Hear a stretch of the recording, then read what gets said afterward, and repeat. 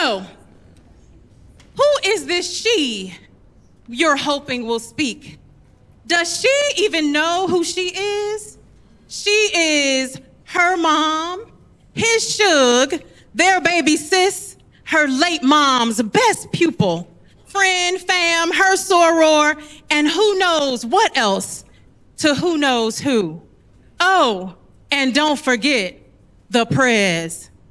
So that's 1 mask, 2 masks, 3 masks for someone please whisper to her, which we should vulnerably explore.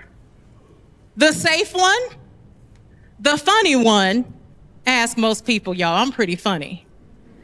The kill 'em with kindness one, the never outdone one, the one who thinks in music and verse, the overactive type A one. Well, I think we're all stuck with her. Or maybe the one who no one knows because it's only alone when this she shows. Yes, let's introduce that one, the one who knows that redefining strength is the story to be told. I was born the baby of 5. Although not quite as talented as the well-known Jackson 5, I grew up close to my siblings in a lively pink and blue corner house and a life that I thought was the land of riches. Or at least that's how I describe some of my early memories. My parents were entrepreneurs who owned several businesses, including a janitorial service that actually became pretty successful. I idolized my mother, who was the epitome of strength because she put up with everything, did everything for everyone, ran the business and the house, hardly ever slept, was always kind, caring, compassionate, and well-loved. Like magic, everything she touched turned to gold, at least in my eyes. I know my mother was a strong woman, a strong Black woman, but many times in my life, I've had to question if she was strong for the reasons she wanted seen or those no one on the outside or even her children really realized. I also grew up a daddy's girl until I realized as a teenager that my dad wasn't a person whose actions I could reconcile, respect, or adore. While at some point, my mom seemed okay with us knowing about his infidelity, she seemed far less comfortable with us recognizing the obvious signs and problems with his abuse. One of my most vivid memories is of my dad with a gun in hand, dragging my mom down the hallway, past my and 2 of my older brother's bedroom doors by her hair. No matter what fun and fond memories I stored, that one, for many years, was the one that played over and over again. As I reflected, I realized that I've always struggled to reconcile these bifurcated images of strength. On the one hand, my mom was a boss who demanded RESPECT. She was beautiful, confident. She would put on her suits, negotiate high-dollar contracts, and navigate male-dominated spaces with savvy and grace, always exclaiming, "There's nothing to it but to do it." However, on the other, it was odd perceiving my mom's ability to deal with that level of abuse to also be evidence of her strength. But was that really strength? For me, yes. Because despite the abuse, no matter how low she had to feel at times, she continued to rise, to do what she thought was best for us. And somehow, she managed to choose the right mask at the right time, every single time. Despite a dad whose abuse left enduring trauma, I grew up in a family that was and is very supportive, with highly set standards, positioned and always expected to be a girl on fire, and whose existence was dominated by 70s and 80s hip hop and R&B. My greatest early accomplishments were starting and stopping the cassette tape at the perfect moment at the beginning and end of my favorite songs on the radio. Perfecting all the moves from Thriller and Janet Jackson's The Pleasure Principle, including the chair part, which almost killed me. Mom, sorry, I am the one who broke that chair. I also took pride in learning to beatbox and making Rice Krispie treats for the first time. I just knew I could cook. Definitely proven not to be true. Thank God for all of my other many accomplishments since. While these experiences surely shaped the woman many of you know, I recently had an experience, a medical emergency that changed me and my story and caused me once again to truly question how I define and embody strength. A few months ago, I was sick with COVID, but continued to experience these excruciating, debilitating headaches. Without any prodding, I decided it was time to get checked out. While making my appointment, the nurse asked if I had been checking my blood pressure, which I had not, but I knew that I was unwell in a way I had never felt before. I was shocked and concerned the next day and those that followed as my blood pressure continued to increase to dangerously concerning heights, especially for someone who has never struggled with high blood pressure, despite other life or health circumstances, being pregnant, overweight, in a high-stress work environment, grieving the death of close family members, being married to Telly. Ooh, how'd that get in there? Or the daily good and bad stress of life. I finally got the answer. While I was busy being pretend strong, my body was keeping score. My body was reminding me of the steady drumbeat of the beat down. It remembered the previous health issues ignored, stress unaddressed, normalized exhaustion that didn't magically disappear from one good night's sleep, or unresolved trauma stuffed and hidden in any available internal compartment. Because I was doing what strong women do, my cup had runneth over, and I was headed toward a stroke. The fix? I needed to stop, completely stop, to allow my body to heal. There was that moment in time when I had to make a decision. What does strength look like in this moment? People were watching. They're always watching. I had to face the fear of being seen as weak and a failure. Or was I the only one thinking that? Ultimately, I had to demonstrate the courage to care for myself and accept, believe, and know that my decision to stop was the only definition of strength in that moment. Of course, this was easier said than done. You see, it's not just my mom with whom I've always been fascinated in admiration of her strength. I seek out strong women, gravitate toward them, read about them, champion them, mentor them. And I am also guilty of rigidly defining them and placing high, often unrealistic standards or unfair expectations on them. How dare I limit strength into such a narrow standard that perpetuates burnout as a badge of honor? I feared that I was following in my mom's and other women's footsteps whose demonstration of strength is defined by being some sort of superhuman, who doesn't get tired, show pain, exhibit anger, never appears to falter or fail. I tell my daughter to rest, but she never sees an example of that from me. I speak, some may say even preach, about the importance of self-care, but time and time again, I failed to practice that very care. My brother-in-law, who I've known since a young girl, dies from COVID. Keep going. Exactly 1 week later, one of my brothers found shot dead and left on a highway off-ramp like garbage. Keep going. Mom's dementia accelerating. Keep going.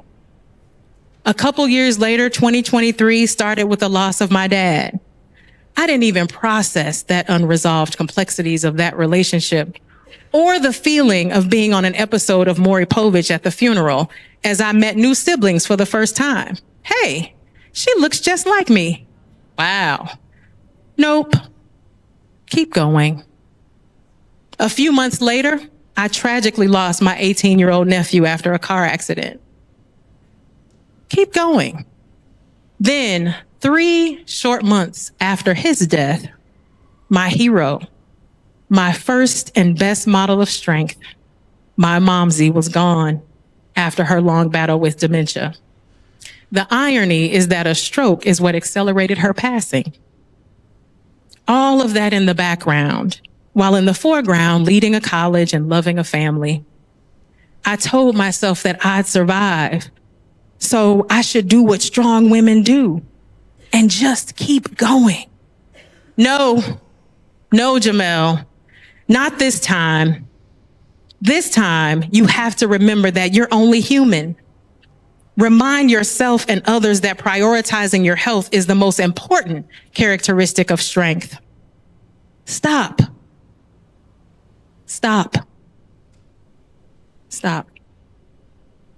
8 weeks. At first was a series of doctor's appointments, tests, meds that I initially resisted. The first couple of weeks, I was lost in the deafening silence, feeling guilty, then angry, yes, angry, because I was being forced to rest. I was afraid to rest. Then I realized that I didn't even know how to rest and couldn't remember the last time I truly did. After several weeks of this, fighting and finding myself, I finally learned to breathe. Really breathe. I often tell my daughter Kaya that she saves my life.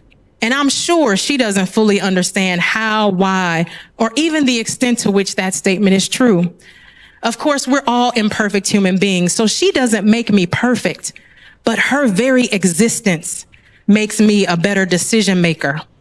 I choose more wisely and select more carefully. I had to let her and the thought of her save me once more, and not be careless with my health in ways that might threaten the time I have to see this amazing young woman run the world. Thank you, Kaya, for being my motivation to be strong and to realize what that really means. See, you must understand, I had no choice, because I see in my baby those same watchful eyes that I once had on my mom and her every move. And she just kept asking, Mom, you good? What kind of role model would I be if I set her on the same ill-advised, never stop, strong Black woman, self-abusing path, albeit with the best of intentions? Luckily, a part of my ever supportive circle of support is a husband whom I absolutely adore and who loves his wife dearly. I could only smile when someone shared that he said, I'm not gonna let these people kill my wife.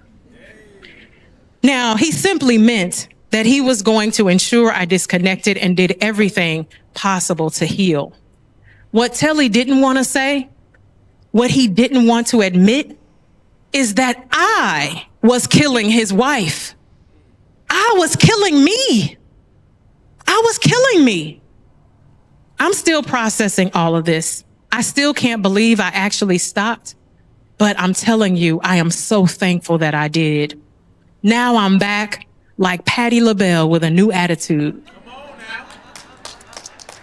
Nothing to it but to do it, right, Mom? So you see, this she is the new me.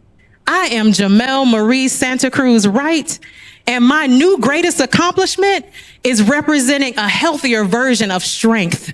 And by the way, this new me still knows all the moves to Thriller.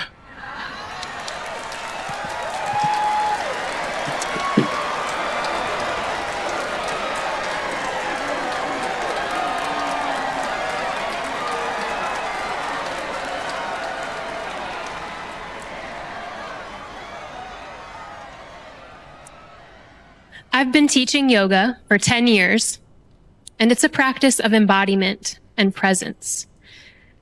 So when I started to notice that I was not being very present with my work or with my daughter, I decided to quit. Quitting meant setting down the work I've been doing for 7 years since I founded Soulside Healing Arts, a nonprofit holistic wellness organization.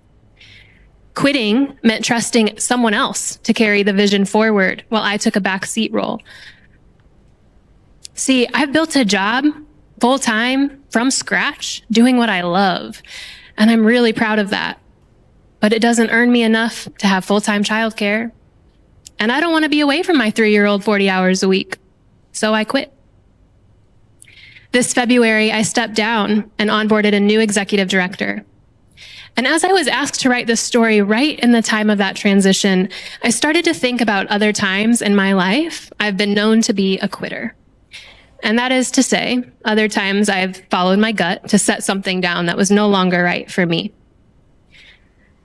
There's a family anecdote I'll never live down of the time I quit swim team. My sister was an amazing swimmer. My cousins were great swimmers. And in my small town, I was expected to swim too. I went to my first practice when I was 8 years old. It was 6 a.m. or some other ungodly hour in the summertime, and the pool was freezing, and I hated every minute of it. I told my parents, I'm not going back. And it was a fight. They tried to instill that lesson in me about finishing what we start. And I'm sorry, Mom and Dad, but that didn't stick. I remember feeling like it was the right thing to do to quit something I wasn't enjoying. Another time I quit something you're not supposed to quit was my marriage. While I had to process a lot of shame around being a 26-year-old divorcee, I never doubted for a second it was the right decision. My ex and I married young, and we learned over time we were better friends than spouses. We're still good friends to this day.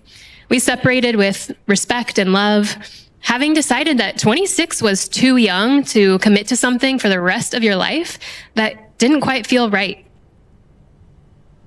Flash forward a handful of years later when my current partner and I found out that we're pregnant. When I suspected I was pregnant, I made an appointment with my OBGYN office where I had been going to regular checkups for years. And they confirmed my pregnancy. And they also gave me absolutely no time and absolutely no space for any concerns I might be having. They handed me an insulated backpack full of baby formula and said to make an appointment in 4 weeks.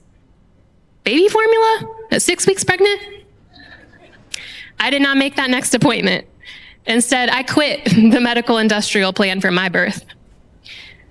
I sat down with my friend, who's a birth doula, and I got the support I was looking for, the space and time to ask the insane amount of questions that I had.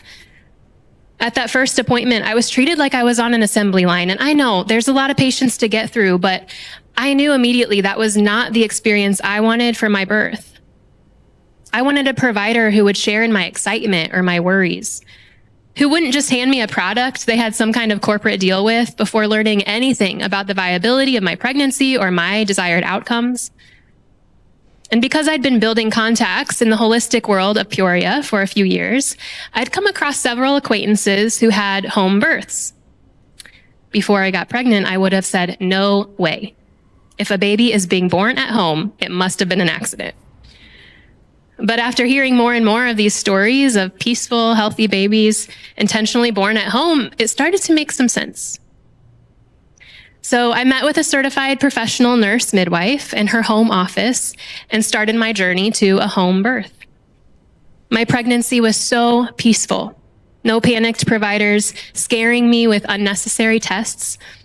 My midwife and doula helped me understand physiological childbirth, the body's hormonal cascade that leads to a positive labor. And while no birth is predictable and you can do everything to prepare and still have a traumatic birth, I'm here to tell you my experience. And my experience was the most beautiful birth I could have asked for. Labor requires a rise in oxytocin. And I knew that for me, I would have a much higher chance of my natural oxytocin levels spurring productive labor and birth if the lighting was low, and if I was only surrounded by the people I'd invited and chosen to be there, not strangers coming in and out. My midwife never touched me during labor, not once. No invasive pelvic exams. She understood that the baby would come when it was ready, and that my body was going to do what it needed to do. And it did. As a first-time mom, I was told I'd labor forever, that I'd call my midwife and doula too soon, and that after my water broke, I might wait 24 hours before labor kicked in. Well, my water broke, which, by the way, is not always the first indicator of labor like the movies make it seem. But mine did break, and after 4 hours of laboring in my own bedroom, my baby girl was in my arms. My partner made me a grilled cheese sandwich while I nursed her. My midwife and doula stayed for about 2 hours, keeping me warm and doing health checks and sharing the stories of their own home births. This is what birth is supposed to be like. My partner talks about the energy in the room that night, how in awe he was of the women who gathered to bring this baby into the world, how calm my birth team was. In that moment of transition in labor that so many people experience, where I thought, I cannot keep going, I might die, I heard my doula's voice saying, everything is going exactly as it's supposed to. And I believed her, and she was right. My home birth and the 2 weeks after were the most peaceful and empowering of my whole life. My mom and sister stayed for 2 weeks, but they understood my rules. This time was for me to bond with my baby and not pass her around to visitors. I was so lucky that I had midwives and doulas and experienced moms in my corner who told me to tell them that, and I'm so lucky they understood. They were there to wash my dishes and do my laundry and make sure I ate enough, and if I asked them to hold my baby. And it was the recipe for a newborn sanctuary. It helped me and my baby bond like we were meant to.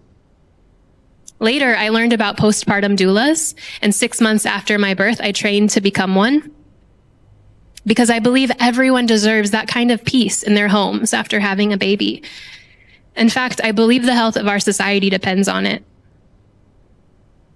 Around the same time, some other birth and postpartum doulas were circling my orbit, and it was established that one of them had the capacity to manage a new arm of Soulside that we'd been dreaming about since we opened, a community doula program.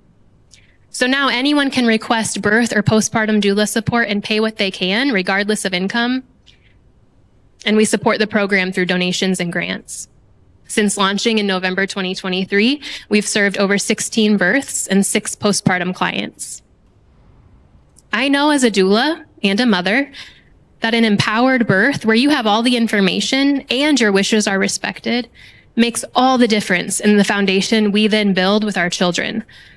How incredible that because I said no to the things that were not right for me, I got to break the cycle of my mother line's story, generation after generation of traumatic births, and start my life with my daughter in absolute bliss. I know that when my daughter sees the choices I make, she'll learn that it's okay to quit things that are no longer right for you. And in fact, a whole new world opens up when you do.